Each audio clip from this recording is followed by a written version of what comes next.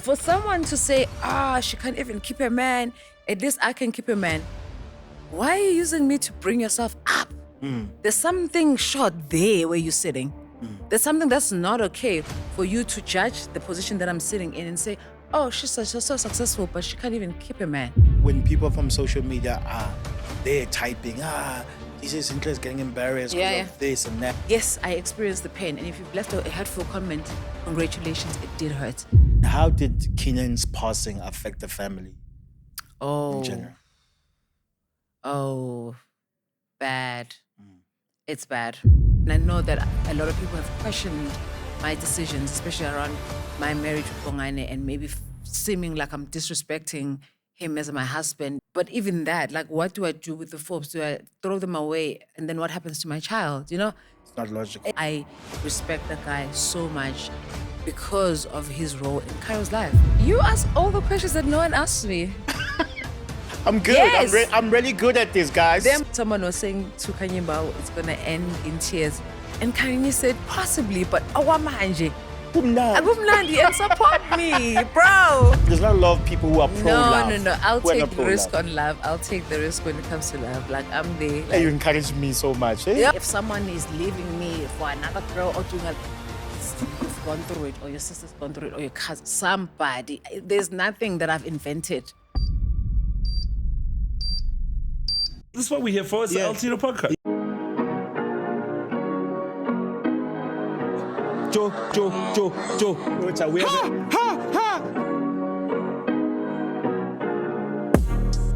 Why am I the host? Boom. Umuntu dear myself, Lil Wayne, Rick Ross. Let's go. We couldn't find her for years. Lies. But finally, you know what I'm saying? She's in the building. Let me break down her resume. You know, she's a DJ. She's a businesswoman. She's a producer, musician. I can go on, man, for days. Let's make noise one time for DJ ZINHLE.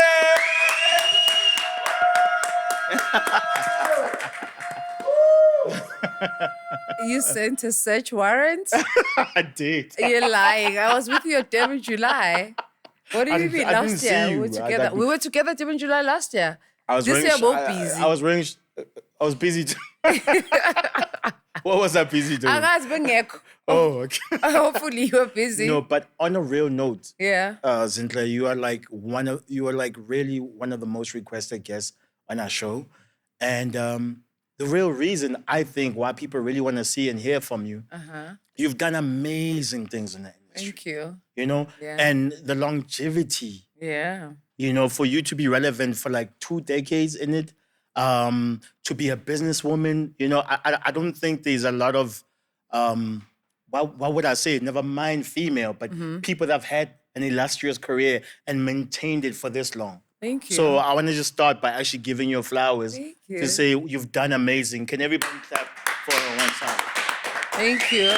I think I mean, surely you and I must have spoken once or twice about the podcast. Yeah. And I thought we would do it when it felt meaningful, you know, to do it. And I feel like for me right now, it felt like it was the right time for us to have a conversation. I don't know about you, but like, it's just, I'm not making it all about me. Like, but I think you've had a lot of good guests. I mean, you were not short of guests. So you were fine and I'm here now and it's the right time. Thank you so much. Yeah. So let's unpack it all. But I really want to start because there is so much for you to unpack as far as your career. Yeah. Let's start from the beginning. Sure. You're from KZN, right? Yeah. Tell me about your upbringing in KZN. So, ngikhuliswe abazali abawu-2 abawuthisha. Both my parents are teachers. Sukhulele eAnville until 1993. We moved to Danhausa, which was more urban.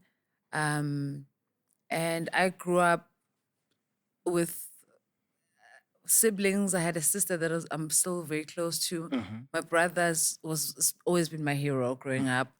He left the house early to go and Why was your brother your hero?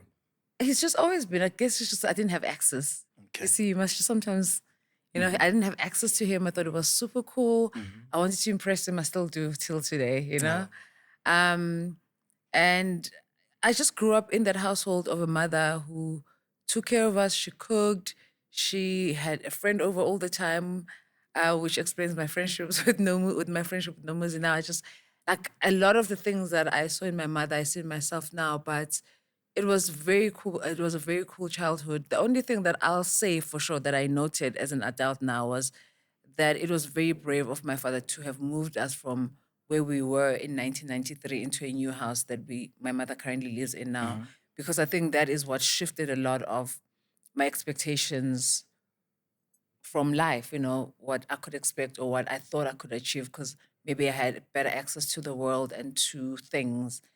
And just to think of the salary that he must have had as a teacher at the time, he took a big leap of faith and it worked out. Damn. Yeah. So as a man, you got to make the moves when it's necessary.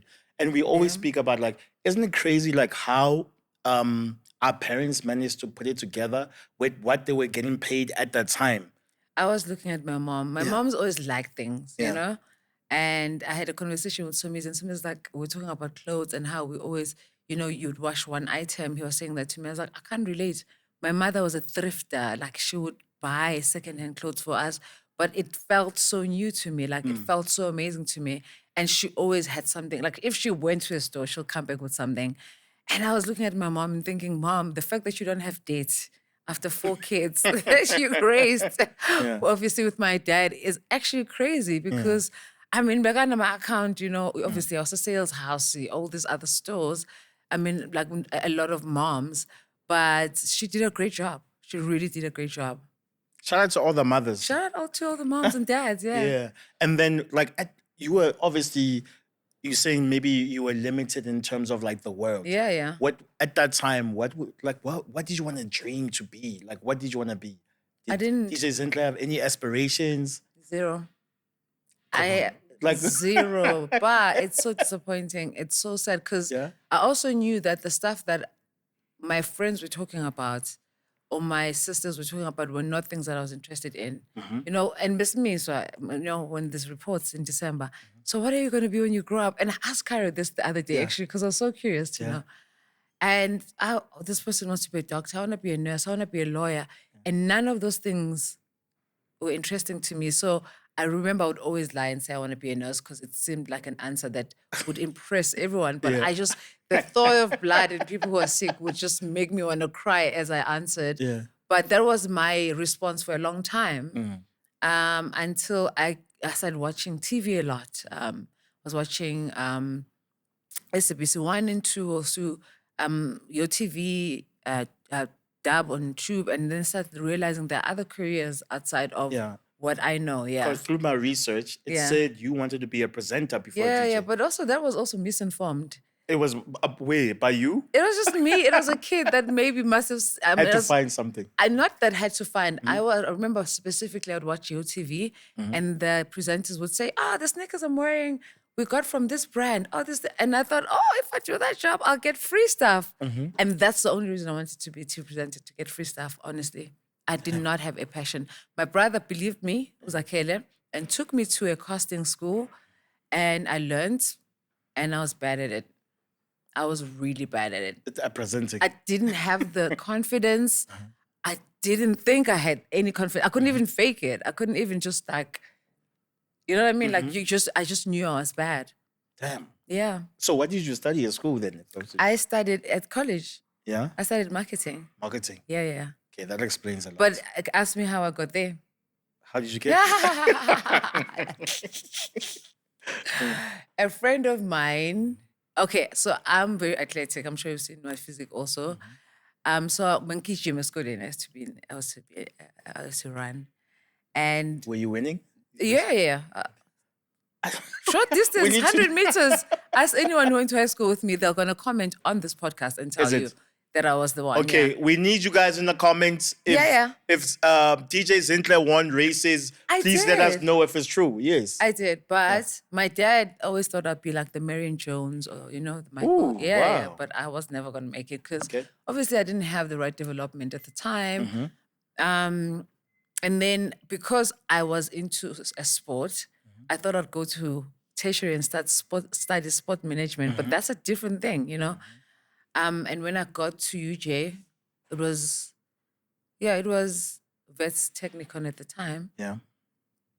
Begcwele. So that, okay, we fully, like, there's no more restrictions for that, for sports management. So now I'm Wow. at this, I'm in Joburg and thinking, what the hell am I going to do now? Wait, how do you even get to Joburg? And my brother stayed here in Berea. Oh, so I was don't staying want to with my miss no brother. steps with you. Yeah. We know the next podcast you do, Yeah. it's 5 years, so Yeah. I need to unpack everything today. Yeah? No one's asked me these questions also, but you're okay. It's you.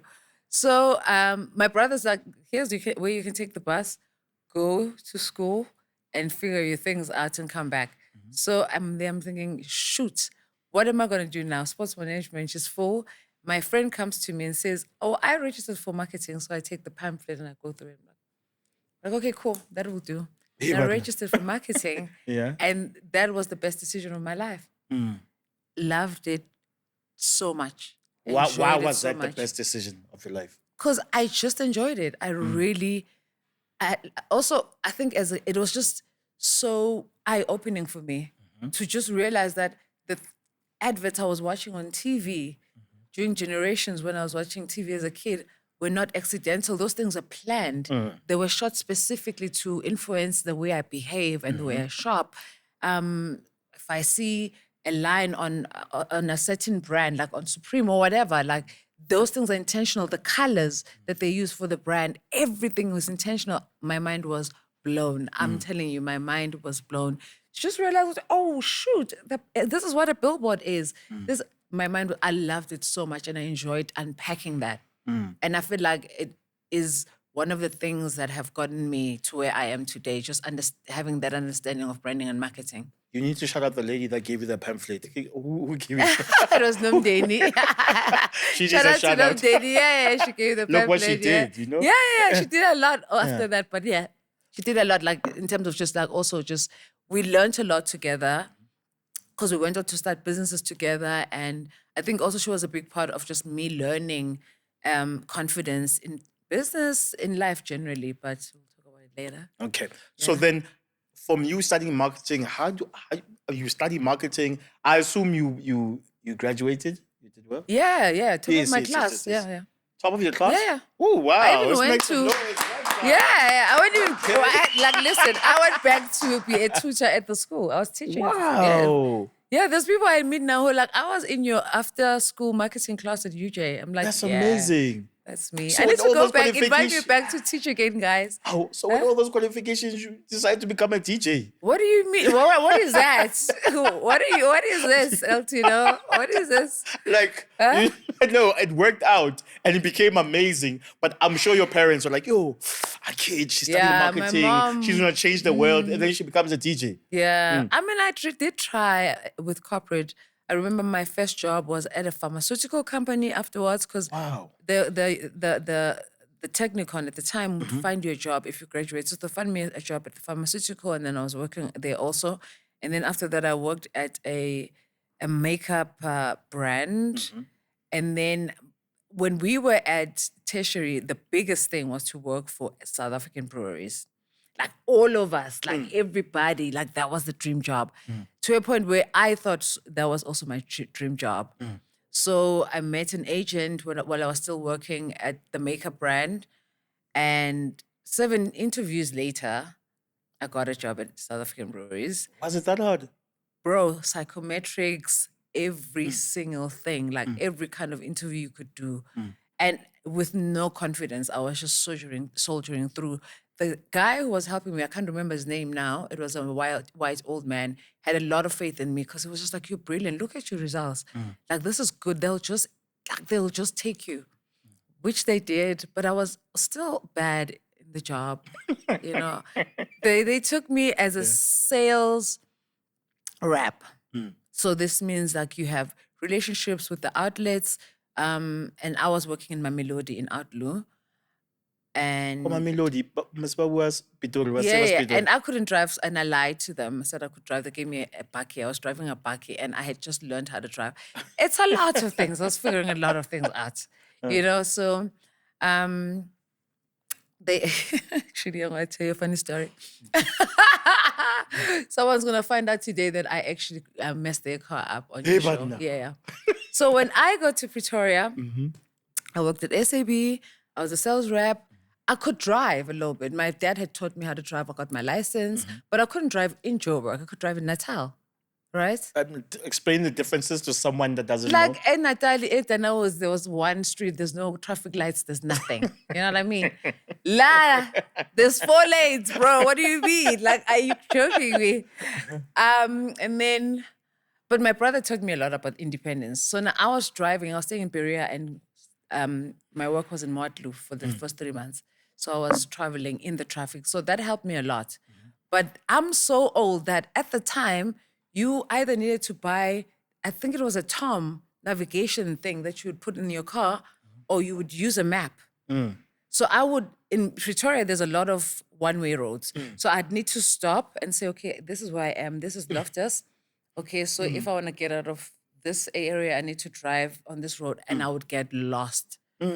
I would spend hours just trying to get out of Pretoria to just get back home. It was bad. But I didn't want to tell you the story, but we'll circle back. Yeah. Then when I eventually started getting to the DJing thing, I met Black Coffee, right? So, and then I had a photo shoot in Sandton. It was, I think, at Taboo at the time, or somewhere at that building. I can't remember. And he borrowed me his car. I think it was a Polo. Black Coffee borrowed you his car. Yeah, to come to Joburg because I didn't have a car, right? Yeah. And I drove it. Like, this is definitely like 2006. Why did Black Coffee trust you so much? We were friends. Like, Black Coffee is the one who put me on in terms of DJing. He introduced me to everyone I know.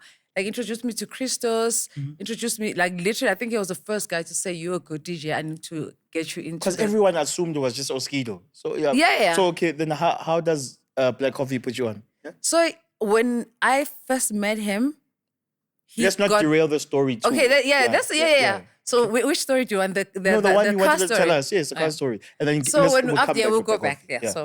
So after we met, so now I know Black Coffee is one of my friends, yada yada. So I need to go to a shoot. Then he borrows me his car, and then I drive to Sandton. But he must have given me this car at maybe 2 p.m. But I got lost so much. You know when you get lost until you're frustrated, just trying to get out of Pretoria? That I think it was 5 p.m. and I was still in Pretoria trying to get out. 3 hours later, I would stop at a petrol station and ask for directions. They'll give it to me. I think I got it. And then eventually, I think I got out somehow. I don't even know how I got out. But this shoot I think I still need to go to Berea to get my clothes. I will go to Berea, get my clothes. I go back to Sandton. I think I go to Sandton at around 7 p.m. But now I'm flustered. I am tired. I am frustrated. And then I'm trying to turn on Greyston, just next to the McDonald's. I'm trying to turn, but I didn't see the pavement. So I scratched his car at the front on the pavement. But when I came back, then I did the shoot. And I'm like, jeez, I scratched Natty's car. Like, what the hell is my plan, bro? Oh, my God. And it's not a small scratch. Okay. So now, you remember, I drove for hours and hours when I was trying to get out. So now I need to go drive back to Pretoria at 9 p.m. after the shoot. I think it was I can't remember the magazine, actually. That's how I remember. Now there's no gas in the car. And I have zero rand. Like zero. I call Natty. I say, Black Coffee, bro, I don't have gas. He's like, no, borrow money from one of the people there. I'll give it back to you. So I feel... There was no e-wallets back in those days. Come on. What? So I remember I was also friends with Thomas Mlambo. I called Thomas. Thomas is on TV at the time. I'm like, where am I going to get... I just need $20. Another female DJ, thank God I forgot her name. She was with her boyfriend. They go into the same petrol station as me to buy snacks. They're rich people. They can even buy snacks. Right? I'm like, can you guys just give me 20? I need to get to Pretoria. She's like, okay, I'm going to go ask my boyfriend. And I come back. She came back. So he said, no. What? I actually don't remember how I got back. I think maybe I just said, just try and hit it on the fumes until you get back to Pretoria. Damn, boyfriend, I hope you broke wherever you are. Yeah, he's done, man. Come on. Like, really? Yeah. So I went back to Pretoria. It was late at night. I parked Blackcoffee's car. I went home. And I think because it was late at night, he didn't see that the car was scratched. And then that same weekend, he went away for a gig and then came back. And then when he comes back to me, he says, yo, one of my friends scratched my car and yo, this guy's a problem. I said, yeah, that nigga's a very big problem. ZINHLE. For real. I think till today, he doesn't know that I was the one who What? Yeah. No way. It's time. I'm freaking myself. Forgive me. So It was me, even the friend that this got happened in blamed. 2006. Yeah. So Black Coffee is finding out after 20 years Yes. that you scratched his car. Yeah. What? I mean, now how many cars does he have? He doesn't mind. And a polo. I'm sure he doesn't even remember that he had that car. But God bless his soul. crazy. Yeah, he was kind enough to borrow it to me. Wow. Yeah. But Fitz, before you borrow people cars, think about it real Yeah, deep. my husband had his thingy, his keys in his pocket yesterday. And I said, why didn't you hang the keys where we hang the keys by the door? I'm like, and I was laughing. It's like, no, because you scratch cars. But Because I scratched one of his cars, the rim. And I went out to look, and no, I didn't say anything. So he came and said, did you scratch the car? I said, where? I'm just not good with the bends, man, with the, my measurements are not great. But I'm a good driver. I find that such a beautiful story, especially from where you are now. Yeah, yeah. And where Black Coffee is now. Yeah. I mean, he's in a private yes, jet. What's a car? You know what I mean? You can't scratch a private jet. No. And for me, that's why I feel so important for people like you to come to a podcast, because it's Yeah. like you are successful, but people don't know there's actually a journey to become successful. There's you a don't big just journey. become successful, Oh, you know? it's a long and a lot journey. of people might be sitting at home thinking, God does not love me. DJ ZINHLE is blessed when they're looking at your Instagram, but they don't know that you actually started from somewhere, Yeah. to get there. You were just struggling to have 20 Rand Yeah. just for petrol. Yeah. You didn't have a car. Yeah. So these stories for me are like so important. You said Black Coffee put you on DJing. So how did this happen?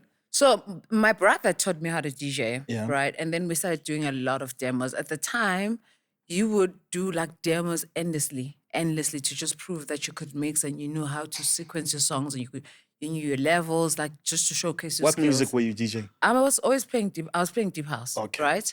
And you would take your demos everywhere. You take them to radio. You take them to different clubs. You physically get in a car and ask a friend to take you to different clubs, and you drop off your demo. And at the time, I was playing on vinyl, so recording a demo was Sheesh. yeah. But I was recording them. My brother's the one who taught me how to DJ. So in the first, Hashem, your brother's been so, Bro, he bro, was I wanna actually buy so him a pivotal in Bentley your one life. day, yeah. Does he have a name? Zakele. Zakele, Yeah, shout yeah. out. Shout out to my brother, yeah. Yeah. So, that process was happening, and the one time I got invited to a Metro FM show late at night, right? And when I was on the show DJing, Black Coffee called into the show to say, who is that? Because whoever's DJing is really good. Wow. And then a few days later, we went to another, I think it was Trans Africa Radio, and Black Coffee was gonna come. I was interning there a little bit. And then I said to him, hey, I'm that girl that Was DJing. DJing that night. And he's like, really? You're so good. You should really take it seriously. I'm like, yeah, I'm trying now. I'm getting into it. He gave me his number. When I was walking home that night, I was on the phone and someone snapped my phone from my thing in Beria. Like, with my braids, I had braids and snapped my phone. So I didn't have his phone number for a long time. I don't know how we reconnected, because when I was in Pretoria, then we reconnected. And then he was like, I need to introduce you to Christos. Because I think he had been signed to Christos with Shana, I'm not sure. And he introduced me to Christos. I met Christos at Menlyn Park that many years ago. And Christos was like, you're so good. There's an opportunity for you in this industry. You need to quit your job at SAB.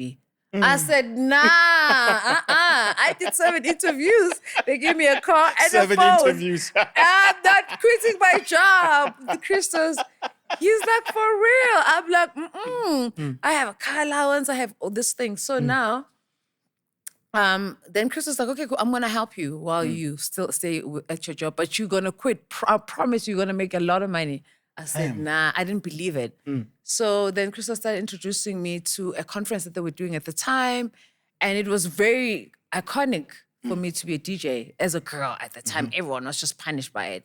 I met Fresh, I met everyone. Everyone was just like, wow, you're such a good DJ.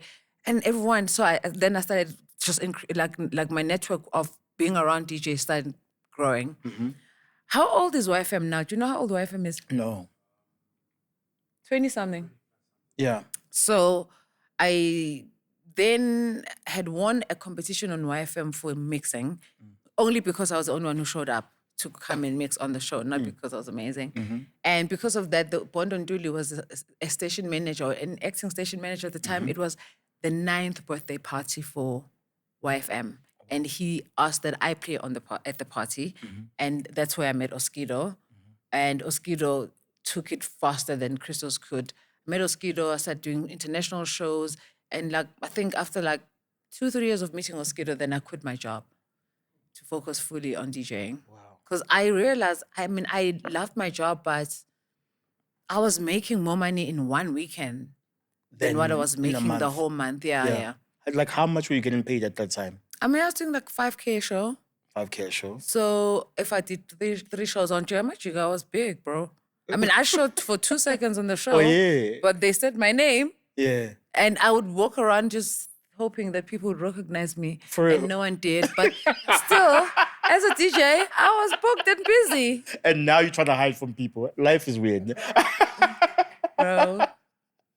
Yeah. That's crazy. Yeah. So a lot of DJs put me on. A lot of people took care of me. DJ Monday, who's passed, took care of me. DJ Glenn Lewis took care of me. I was hustling. I was just showing up at shows with no plan for transport, no plan for how I'm going to get home.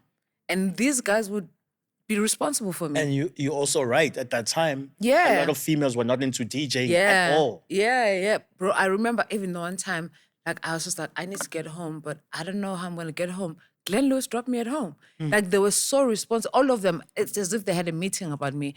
Glenn Lewis, Christos, Vinny Da Vinci, Fresh, L-Tido, all of them were so responsible for me. Making sure I got shows, making sure I was taken care of. They just made sure they all took such good care of me. I was really, really lucky. But Faye too? No. Yeah. No. Yeah. I'm sure they are so proud when they see Yeah. what you've done with your career after all of that. And if you just look at L-Tido's economy in terms of the artists that he's put on and maintained in the industry, it is insane. Must be the biggest economy in music right now, because that guy put all of us on. And he still, to this day, teaches me so much about everything, about respecting your job, about showing up on time. I call myself a mall walker. I love going to the mall. I will leave here and go to Foy's Mall, and I'll spend the whole day walking because I love retail. I don't feel like I need security. I don't feel like I'm not safe. And alone. Yeah. Because I come from Kalawa. They taught us everything. How you maneuver, how you deal with people, literally everything. I remember the one time I did a show at I don't know what it's called now, it was Banana at the time. And I was standing outside waiting for my brother and David that were driving so that I could walk in with them to the club. So he's like, what are you waiting for? I'm just waiting for my brothers and security. The speaker was like, hey, let's go. What's this? Let's just go. What do you mean? And that's the school that I come from. I can go to a show alone. I don't need security. I don't need anything. I can do a lot of things because I was taught every single thing at Kalawa, including patience. It's crazy. And the patience one was long, bro. L-Tido would make you wait. He'll keep you on the bench for years to just teach you patience and waiting and things happening at the right time. I remember Sindo and I started DJing at the same time, and Sindo was signed with Dira, so automatically it was as if Sindo versus ZINHLE, Durban versus Joburg, okay.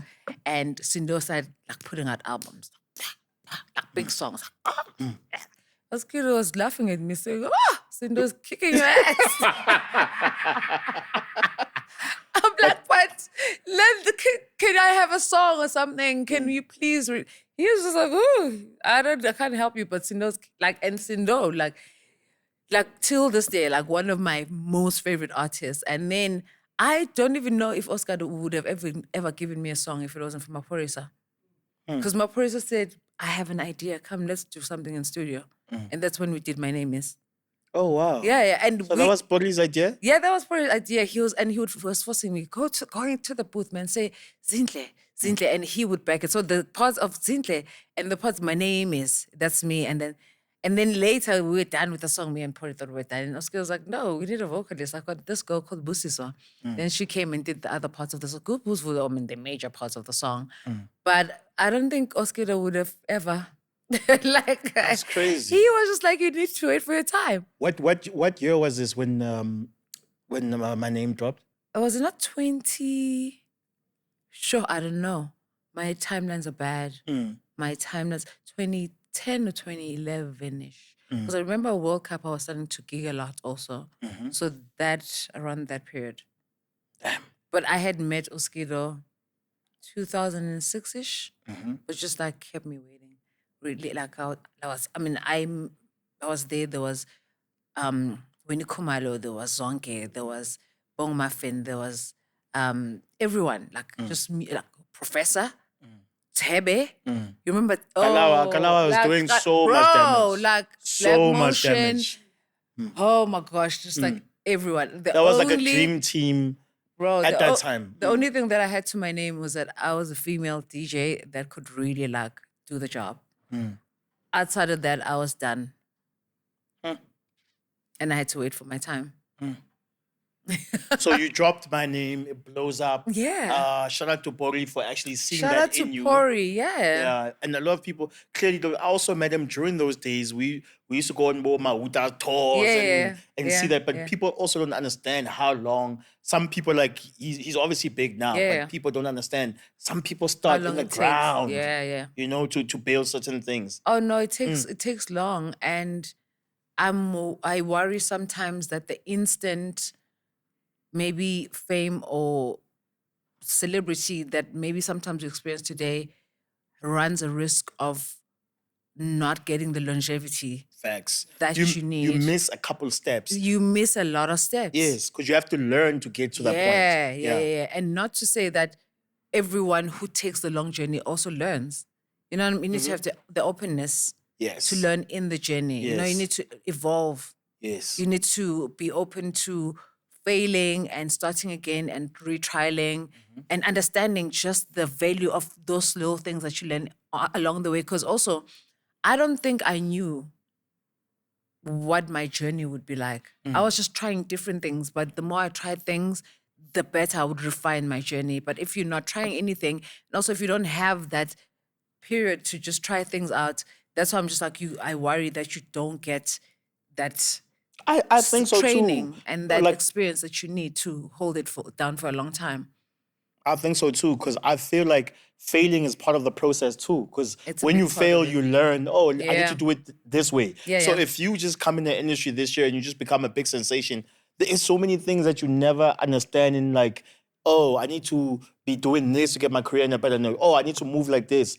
Those steps I feel are important, but I guess some people, that is like they go in a different path and that's life. You know, if you blow up instantly, that was your blessing, I guess. Let me tell you, I also was thinking about that because I was thinking about how when I had My Name Is, I have no idea who plugged my song to radio because I had Kalawa. I don't know how my song got to number one. I don't know how Metro or whoever got my song got it. Let's make noise for the number one on the first song. And she went through it like it was nothing. I know I got to number one on my. No, but there was a weird album before that I forced, but it didn't work because Oskido was right. But now when I think about all the things that I have to do, go to L-Tido's podcast. I do this. I'm joking. Just to promote my music. Before, everyone was doing all of that stuff for me, right? But I was open to learning, which is so dope, right? But I even lost you know what I was trying to say to you? Because you tried. My sisters heard you and like, what? Yeah. Get in your brain. Oh, yes. I was talking about Yeah. Your Oh, mic is okay. done, bro. Oh, yeah. My point was about when you have that instant fame or when you have that one big hit, maybe for some people it takes long, for some people it doesn't. But you've had a big song or two or three or however many. I've had a song or two. And you know how hard it is to get another big song after you had the first song. But no one tells you about the distance between the hit songs. Oh, yes. Ugochi, my sister, just because you had My One- Name Is, yes. doesn't mean the next song you're going to put Facts. out is going to be True. big, It's right? true. But then I had the ignorance. So I had My Name Is, and then I had Colors with Tamara, which worked out. Then I had Indlovu, and then I had Umlilo. Big songs. And I was still with Kalawa, they were doing all the work. And then I left Kalawa after Umlilo. And then I had to do things on my own. Oh my gosh, L-Tido. It was so long. Why did you leave though? I didn't leave. Kalawa is now a catalog. It's no longer a thing. They dissolved the business in that sense. But no one tells you how hard it is to follow up or to get another song. Facts. And I think that's another thing that maybe some people will not be aware of. Just because you're able to find the recipe the first time, it doesn't mean that same recipe might work again. True. And when it stops working or it doesn't work, I literally learned the biggest lesson. I was just like, I need to make music for music because trying to chase hits is going to kill me. And the minute I stopped, I have a big song right now. Talk that talk. Well, thank God, because oh my gosh. Yeah, it's been a while. Oh my God. It's been a long, long time. Oh, L-Tido. I mean, I had good songs in between Umlilo and Babailo, but you cannot deny that Umlilo was really a big song, and Babailo right now is a big song. I remember last year I put out an album, beautiful album, stunning album. And then, I still perform Umlilo. I perform all my songs whenever. And someone commented and said, does she not have any other new song? Ivana. And I was so fried. And that's why I was just like, I need to let go of this idea of making music for a hit song. And also, the journey's been challenging. The evolution in the industry, has been crazy. From Gom, there was then Afropop, there was hip hop, there was Mapiano. Like the evolution and to stay relevant, to hold your place has not been easy. I won't lie. It's crazy. South Africa actually is a crazy place. Like in terms of like how genres just change on a regular. Other countries like that. It's a crazy place, and especially because the people who consume music in this country are the most well-educated people musically. Like South Africans know good music. Like you can't fry them. Like I knew, like I realized this late, clearly, but I realized it with Mohegan Sun, with Murder Oskambo and what's the other guy's name? Apologies, I forgot his name. The guy who sang like that song is so different. And South Africans caught it. They were like, this is a good song. Like there are so many songs that I'm just like, how do you guys, like South Africans are so good musically. They can tell when a song is good. So and this is I think that I also just needed to realize, stop trying to make hits and make good music. South Africans know what it's all about. Like they'll get it. I'm seeing how many people were actually involved in making DJ ZINHLE who she is. Oh, a lot and of people. it's crazy to me. I'm like, till okay, no today. wonder. Like even something Kiernan said to me during COVID. He said he's never met a woman as business savvy as you. Yeah. And that's still stuck in my head. Like he's like, I'm like, oh, he's like, I've never met a person as business savvy as ZINHLE. Yeah, I think I tried a lot of things in business, and the minute I could make certain things work, I wanted to try more. I honestly did not have a plan, bro. I remember I was telling someone yesterday that when people would ask me what I was going to do, I wanted to work for someone. I was never going to start a business. Like even my friends, ask Nomdeni, ask Masiho, ask Valentine, anyone who was a tertiary with me will tell you, ZINHLE said she would never ever start a business because I just thought there's no way I'm responsible for people. There's no way I'm going to start something that could fail. Why don't I just plug into someone else's thing and keep it moving? So when I quit my job at SAB to focus on DJing, I felt like I had a lot of time that I need to occupy. And that's when I got into business, but also not because I was trying to be amazing, but just because I was trying to occupy my time. But I started learning a lot of things. I started enjoying certain results. I failed a few times, but kept trying. And then 12 years later, all these small efforts have become 7 in national stores. Like, Let's talk about it. She's wearing it on her neck. In case you can't read, it reads error. You know. yeah. How? Like, what happens? How does that even come across? So I think that's another thing that I'm always trying to make people understand, that I didn't have this big budgets and this big idea to start a business. I just tried things little by little, and then they accumulated. And that's that. If you have any talent, anything that you can work on, that's where it's at. I enjoyed marketing. I loved branding at school, but I didn't know that would be something that would take me to where we are right now as a business. I was very codependent because you heard so many people were responsible for my success. My brother, L-Tido, this person, that person, Nomdin, everyone was just part of my journey. And I started Era because I wanted to prove to myself that I could do something on my own. So the right way to pronounce it, is it Era or Era? I say Era by DJ ZINHLE. Okay. Yeah. How did that name come about? So Nomdeni helped me with the name, and it started as a watch business, which is also crazy. Because what the hell do I know about watches at the time? But I wanted something that was going to capture an era, a period of transformation for women. So I wanted an era, and I felt like it was my era of success, of coming out, because I was a female DJ that was making waves. Yes, there had been thousands of DJs, beautiful, talented female DJs before me, but the way that I wanted to approach the industry was something that was going to be different. So I wanted to capture the time. And that's why we spoke of an era in time of women seizing the moment. And that's where the name came from. And over time, we evolved to different products. But I literally thought I was going to sell watches my whole life. Wow. I thought I was going to just sell watches my whole life. I thought I was going to sell watches. And then I remember I bought an earring from a big brand. And I went to their store and they said, "Oh my gosh, you've done such a great job." It's a luxury brand selling this earring for us, because everyone who comes to the store comes with your picture to say, "I'm looking for this earring." What? And then I said, "Nah, I'm going to start selling earrings then." Yeah. And that's when I started getting into jewelry. Wow. So there was no big plan, guys. You don't need a big plan. So everything just happened organically. And Because I'm in the motion. yeah. I feel like that's the thing about life, business ideas. You need to be in motion, and then you will catch things along the way. They say opportunity dances with whoever is on the dance floor. You need to be on the dance floor. And I feel like that is what is happening with my life. The opportunities that I get, the things I'm able to do are because I'm in motion. I'm already trying things out. And that's why it's important to try something wherever you are with whatever you have.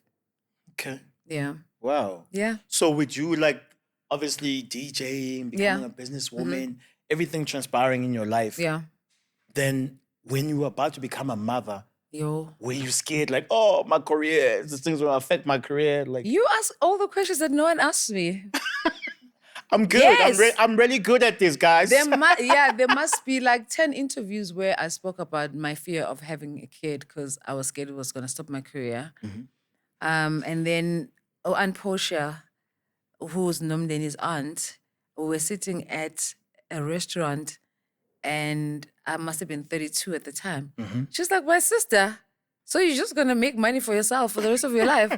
Please, go and have a baby. Yeah. Even if the father's not involved, doesn't matter. Yeah. You'll be fine." And then that was the only time I ever considered it. And that same day, I went back to Kiernan and said, "I want to have a baby." And that's that. And He his said, response? "Oh, you're old already, so we definitely need to." Yeah, that's what he said. That's so cute. Yeah. He said, "Oh yeah, you're old, so yeah, let me help you with that." Yeah. So And how did that affect your career in life? I had to fight more for my career. I had to fight for my place.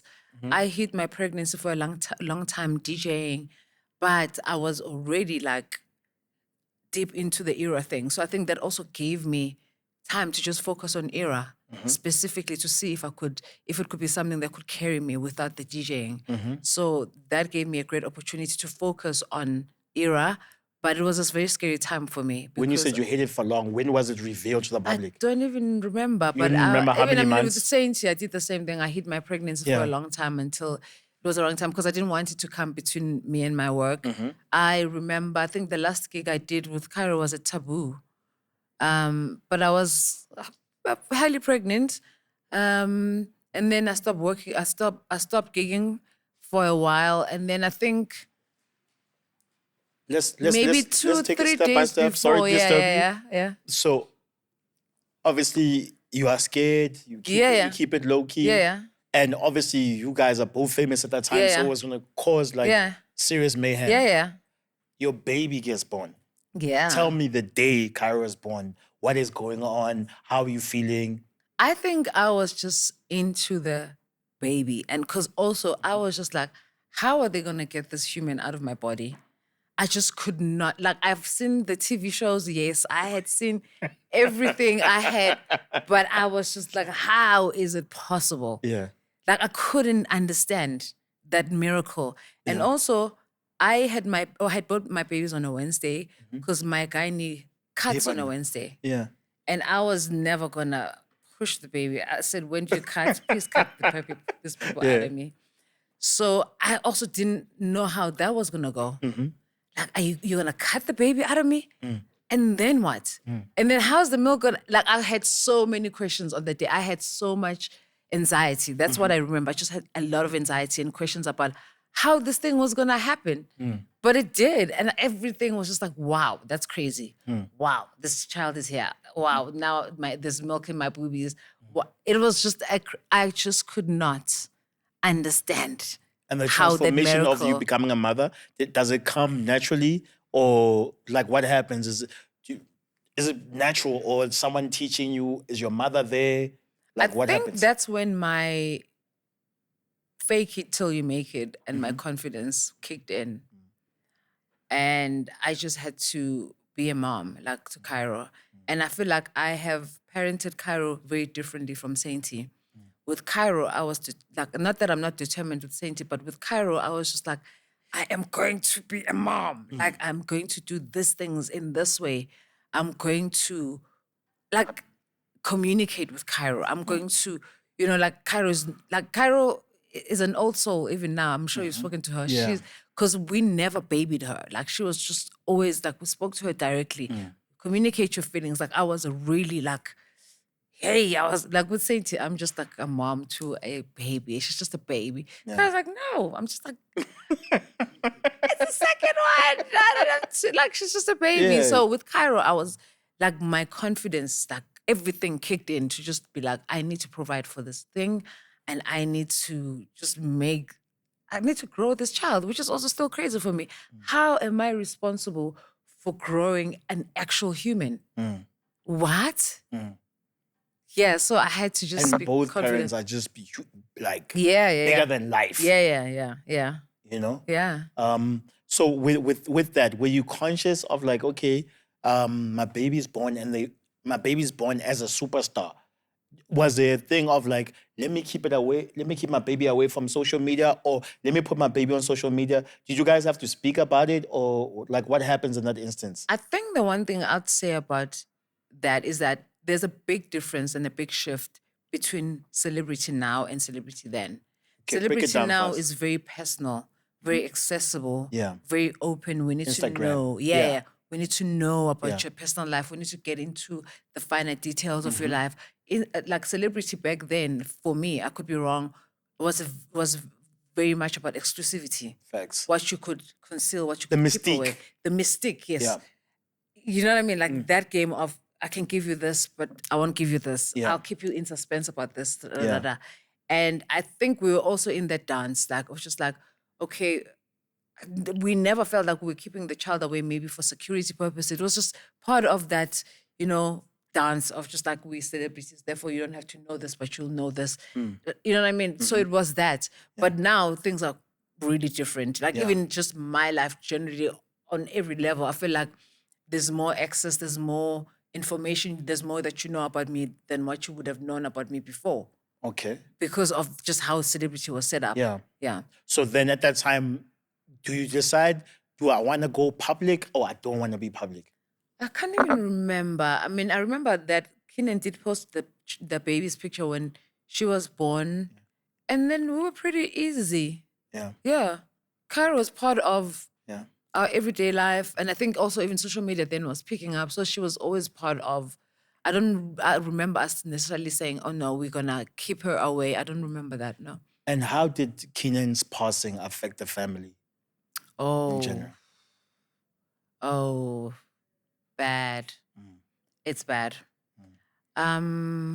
It's bad for everyone. It's I don't know what it's bad. Like it's bad. It's just unexpected. It is like it was bad. I don't know how to tell you. I think grief is something that everyone can relate to. We've all lost someone. And I think for me personally, I don't necessarily think that I was prepared to raise a grieving child. Especially at such a young age. Yeah, at any age, bro. Like, and I just think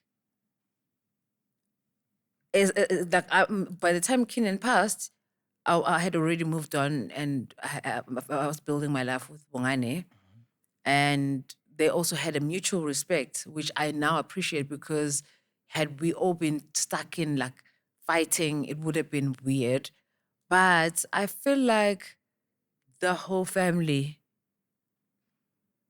and it affected a lot of things. And I think mostly because for all of us, how we move just around making sure that Cairo is okay. You know, like I think all of us are now just like maneuvering life to just make sure that, you know, Cairo is okay. Whether it's me, Bongane, it's Lynn, it's my mom, everyone really is just about building that structure to just make sure that Cairo is okay. And also, I think just as a family, we've always been a close family. And you know, I've never not been okay with the Forbes or with whoever. We've always been like a blended family. They and love you so much.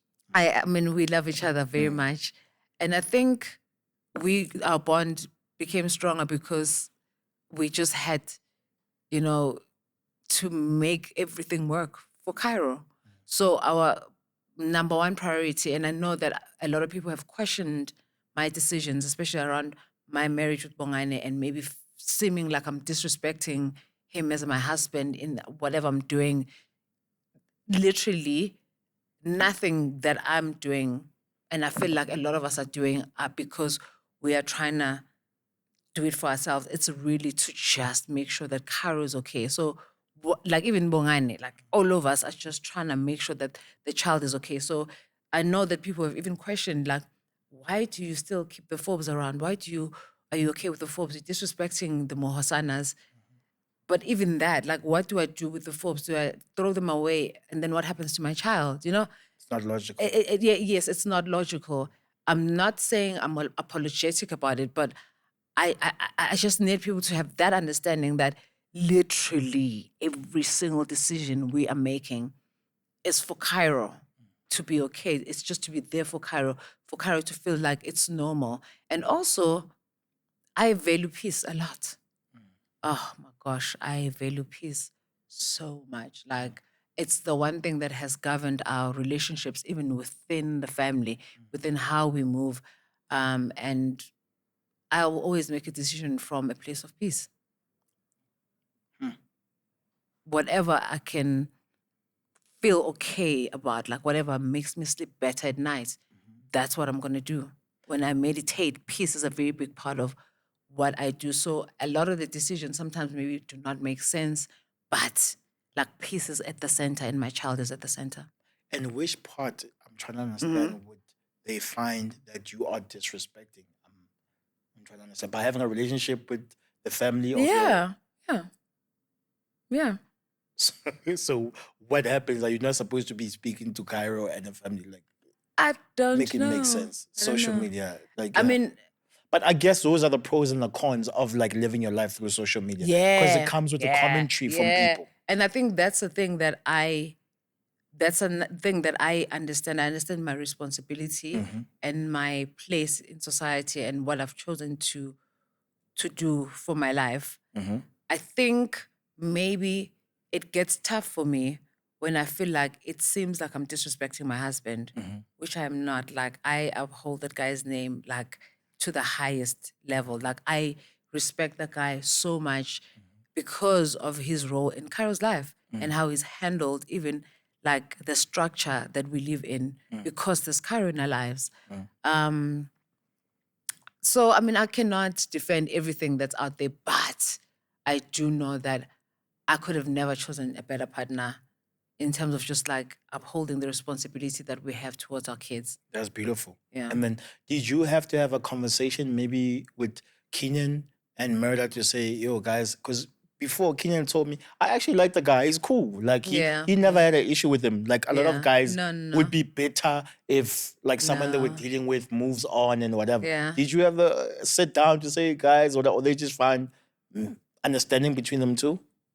I think if you've met Murder, like Murder's the most peaceful guy of all time. What a guy, actually. Like, what a guy. Like, so peaceful. By the time I met Bongane, my relationship with Kiernan was very good. Like, we were very civil. We had literally decided, like, this thing of back and forth fighting, it's making no one happy. We need to just take care of this kid and do the right thing. So when I met Murder, there was nothing that he and Murder could be fighting about. You know what I mean? Like, they had no reason to not be okay. Instead, they were good. They were sending each other songs. You know, when Kiernan was sending songs at 2 in the morning, Murder was getting those songs. So they were good. I think he used to call him Daddy Motion. Yes. Yeah. I think he used to call him Daddy Motion. So they were good, man. And we were all good.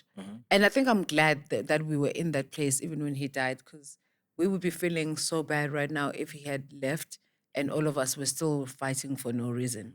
So I didn't remember what your question was, but everyone was No, good. we went on Me, I'll go to the... But we love it. We love it because like a lot of people have the misconceptions. A lot of people want to hear from you, and you just don't do interviews a lot, which is obviously it's understandable. Yeah. And I think it's good to hear it from the horse's mouth to see what you're thinking and where you at. You know? Yeah. So then you have your second child. Yeah. So now, obviously you've done it before. Yeah. So you have, you know how to maneuver. Yeah. What happens when you're pregnant again?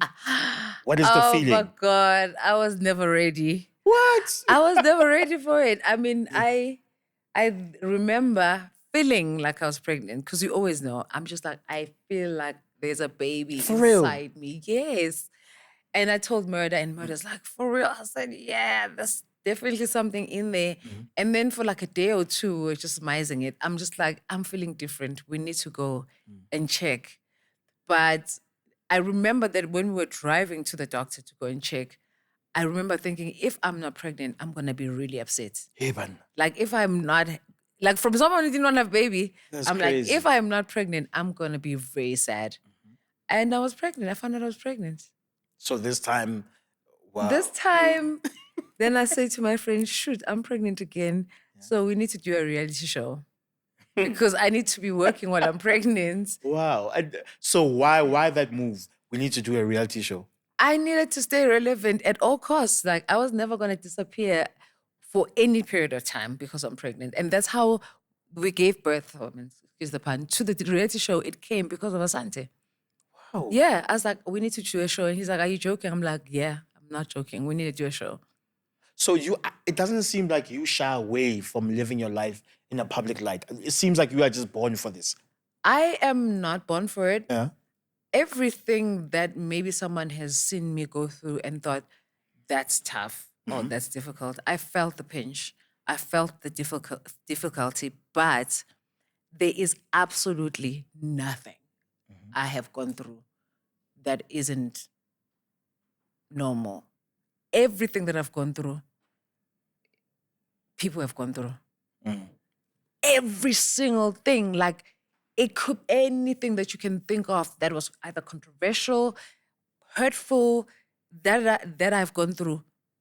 Everyone's gone through that thing. Someone has gone through. You know someone in your family. Someone's watching me right now, and I'm talking about the loss of the father of my child, and they've gone through the same thing. Just because mine is happening at a larger scale doesn't make it more embarrassing or more shameful.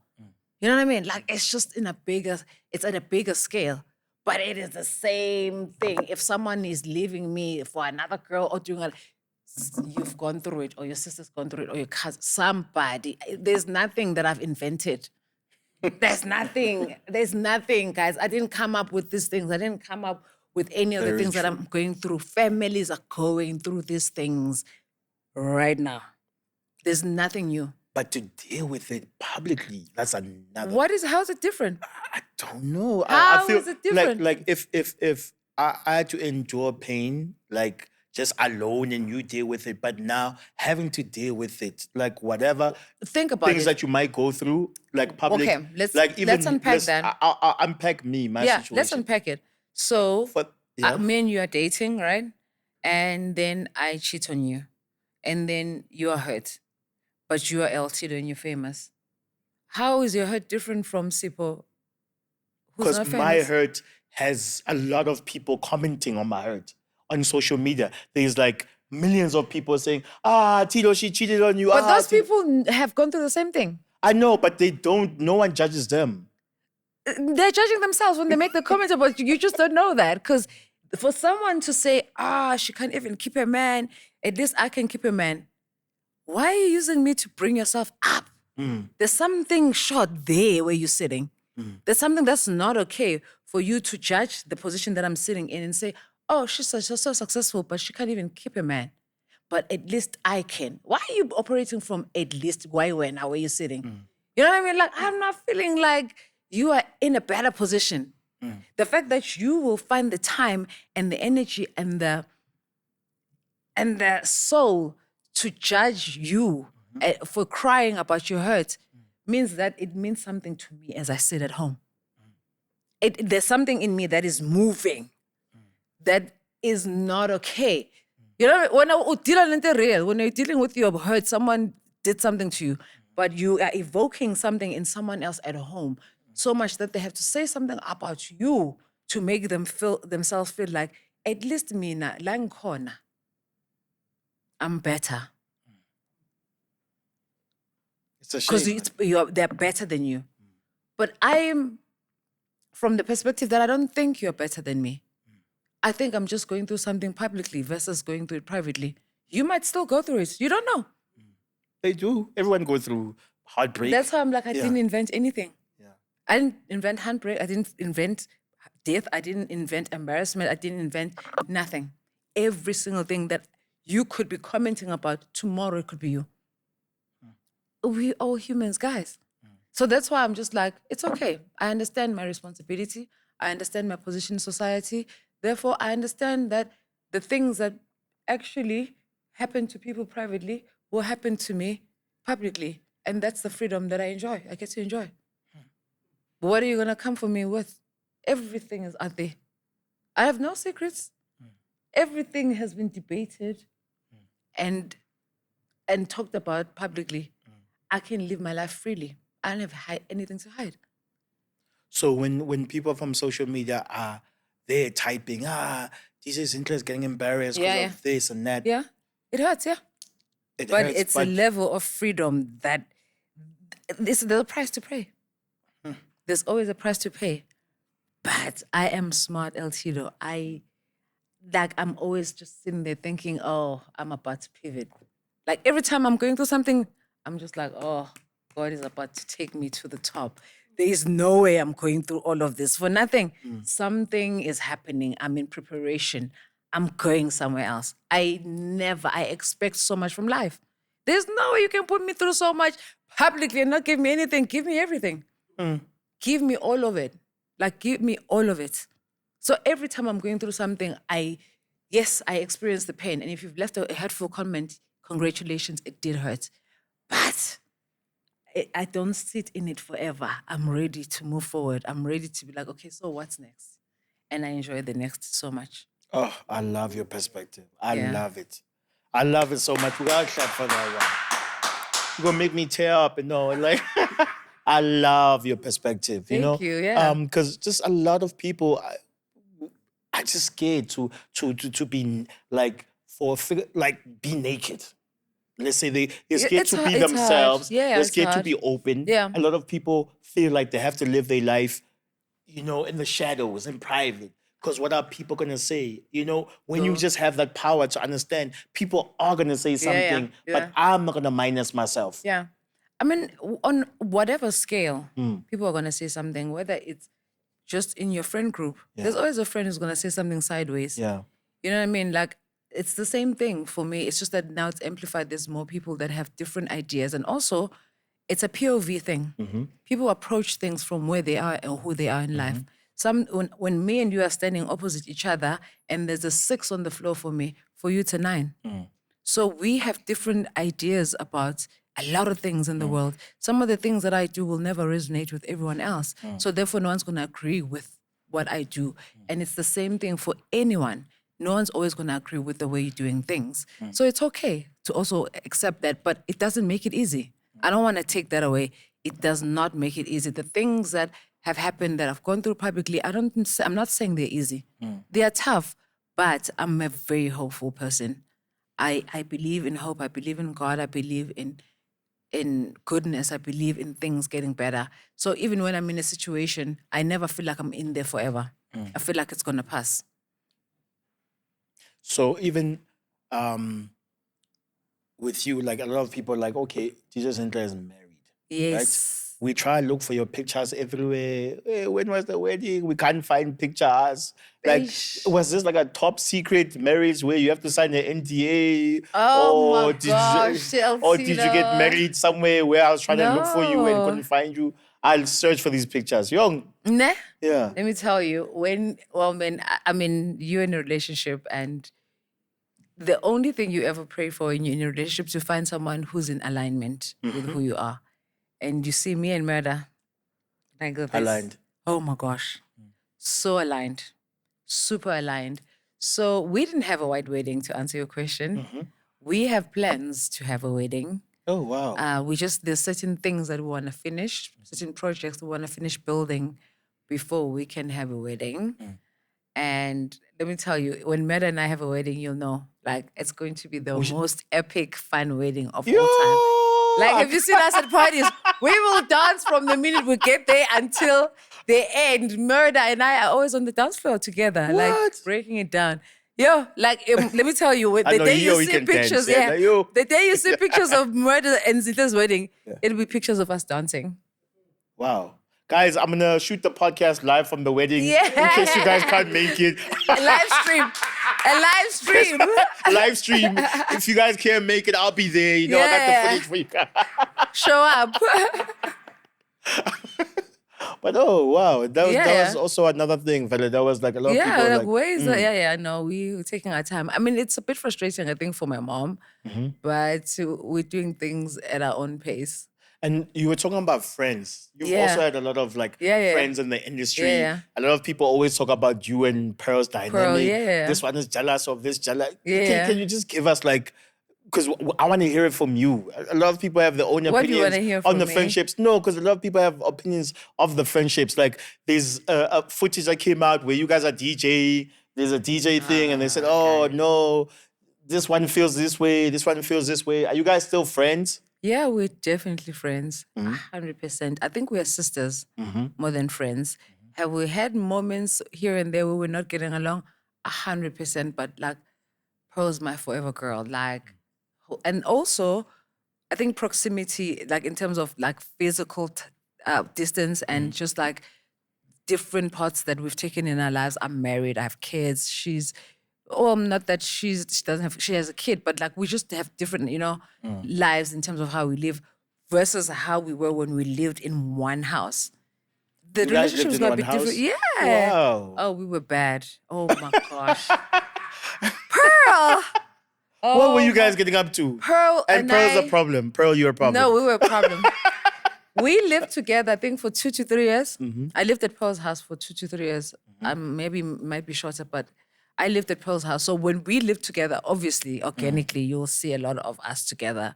So when I moved to my house, which is so far from her, then we were not seeing each other as much as we used to because of proximity, like distance.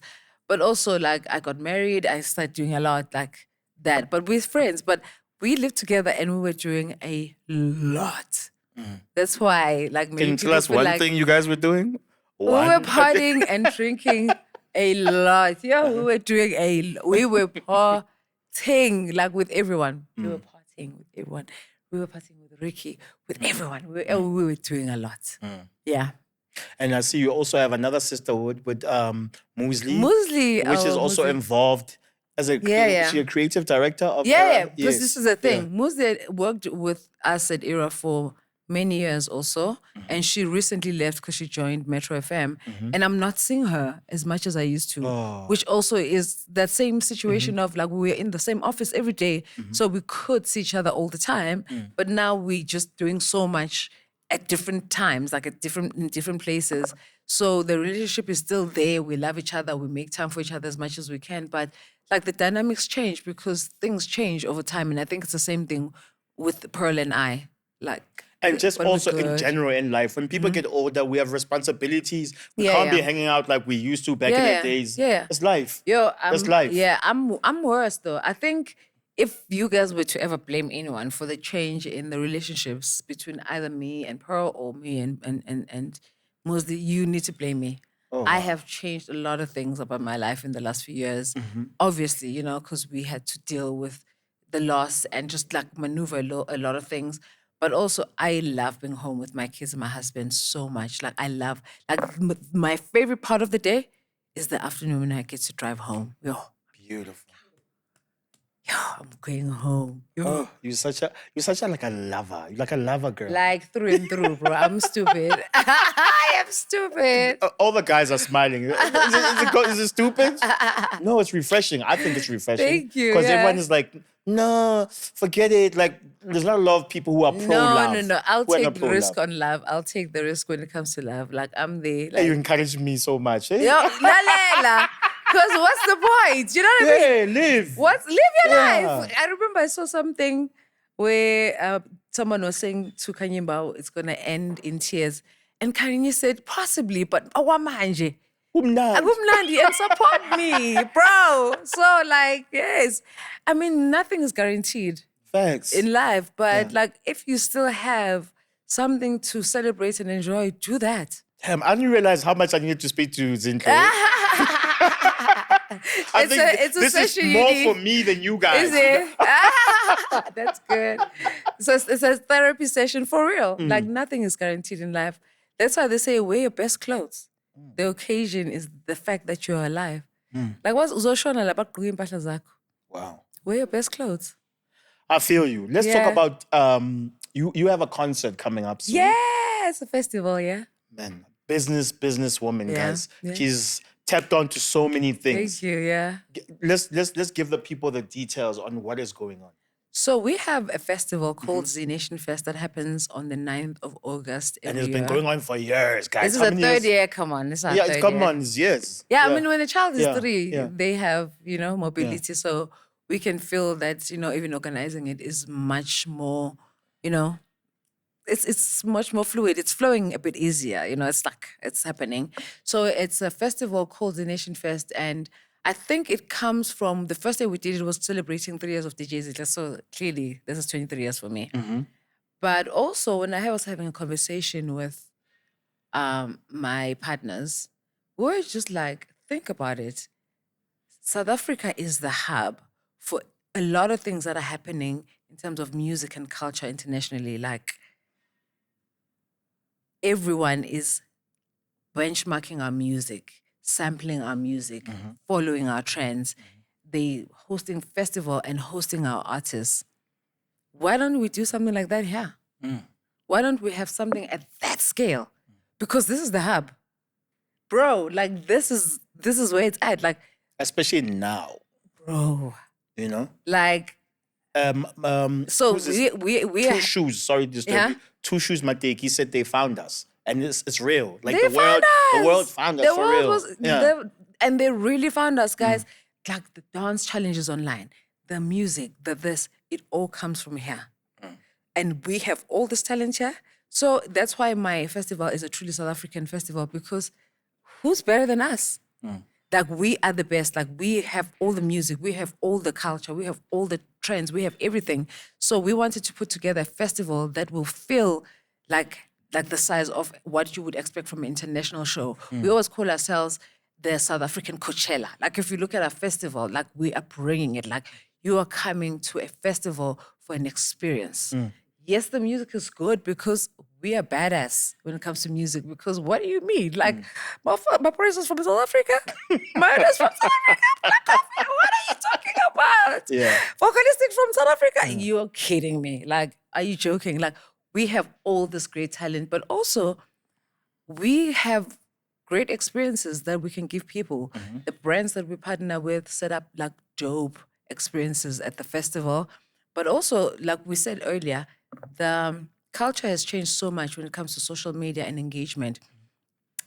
Festivals, experiences, brands are no longer about what you give the people.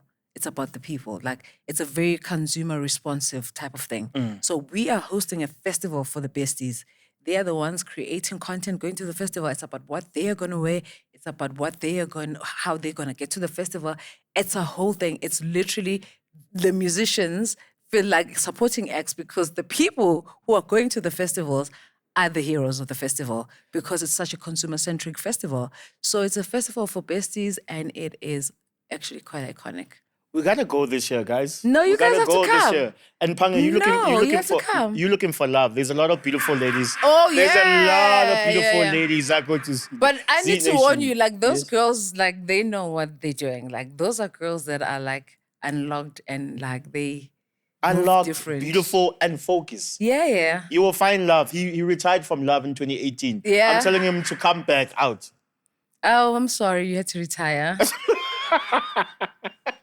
Come back out. Yeah, come. The festival is majorly females, but also I wanted to build a festival around convenience and safety. So safety, like on the day, is a very big thing for us. So in terms of just like coming into the festival and the convenience of coming into the festival, we don't want you to be standing in lines forever at the door, standing in lines just to use the bathroom, like suffering. It's just a smooth and clean festival. Like Perfect. Give us the dates. I want to come with the whole team. You must come. Yeah, I definitely want to come. Yeah. On the 9th of August at Yeah. Nasrec Expo Center. It's a big one. It's a Sunday. And Monday is a holiday. You have no excuse. And everyone's going to be there anyway. So you're going to course. be alone in the house in Joburg if you're not there. People are traveling Yeah. from different cities to come to the festival. It's legit. Wow. I can't wait for my first experience. You should come. You're No, gonna love it. I'm giving my word. Yeah. I'll be there. I'll take pictures there. You guys will see that I'm in the building. And don't not come. No, I am. Don't say you're going to come and then not. I'm giving my word. I'm gonna come. Okay. I promise. Okay. It's next Sunday. Not this Sunday, but the 9th it's of next Sunday. August. Yeah. Yeah. Okay. Yeah. No. Yeah. I'm gonna pull up. We'll I'm gonna see. pull up. Hold him accountable, guys. Guys, hold me accountable for real. I also wanted to ask you before I forget. Yes. I see Kara is modeling now. Yes. How did that happen? Like, did there? Sure. I don't have the answers. We keep debating actually that whole thing back and forth. She likes to do it as a fun thing, but we haven't committed to her doing it like professionally yet because we don't know for sure. But she is in a school where I wanted her to go and learn confidence. It's called Ace Models. It's magnificent. They're teaching her confidence, like communication, like yada yada. It's incredible. But because she's around that environment, they do shoots. She does get to see competition, and sometimes she competes. But there hasn't been anything that we have decided on, like specifically that she's going to do. I do wish that she'd be a fashion model. So I'm maneuvering my life, just preparing for her to move to New York or something to do that kind of thing. I feel that. Then there was also one more thing. Yeah. I thought that was like very interesting when I watched it on social media, but I felt like the way people received it, maybe they received it the wrong way. Yeah. You once spoke about like young people Yeah. maybe you felt like, for lack of a better word, are lazy to work? The lazy was never there. And I'm so scared of talking about this. Okay, I don't want to get you in I trouble. know, but Yeah. definitely that's not what I was saying. Yeah? And I'm always trying to think, if I had the opportunity to unpack it, what would I say? I was not saying that people are lazy. I was saying there is a certain level of preparedness that you need to have to join the corporate world when you have just graduated from school. So sometimes when you apply and you've applied at school, for a job, they'll say, we need you to have 3 months, not 3 years experience, da da da da. And most people, after they've graduated, might not have that, because after you graduate, where are you going to work? Right? So I was saying, Guti, then because I have a developing business like Era by DJ ZINHLE, why don't we challenge the government to get people that have just graduated into programs that would maybe where they can intern at these developing companies? Because when you look at internship, it's mostly motivated for bigger companies because they have the structure. But for a developing company like mine, we might not have a big structure for internship. So instead of graduating and sitting at home, why don't you graduate and then get the experience at Era by DJ so that your preparedness for corporate is much bigger than what it was before. But I was never saying they are lazy or they are unmotivated or da, da, da. It was never that. And if anyone again ever got that kind of message, I apologize. It was never ever the intention. Like, I would never go there. Like, it's disrespectful. It is just unnecessary. That was not my message. Might have used the wrong words, might have not been prepared to Have the maybe conversation. have the kind of conversation. Bad. Like, my apologies, for real. All right, I'm glad you cleared that up. Are Yeah. there any other misconceptions out there about you that About you would me? like? Any other? Any other? No. What other ones do you know? Because you... No, I wouldn't want to just bring something to No, the table. no, That no. yeah, if I don't know. I don't know. You tell me. You're the interviewer. okay, if you feel there's nothing you need to clear, then we good. You know. Yo, if I had to clear things, we'll sit here the whole day. What is that? No, it's just my fur. It's all over my face. Yeah. Thank you, though. Cynthia, If we were to clear things, we'll sit here the whole day. But I am dropping an EP on the 5th of August, just 4 days before the festival.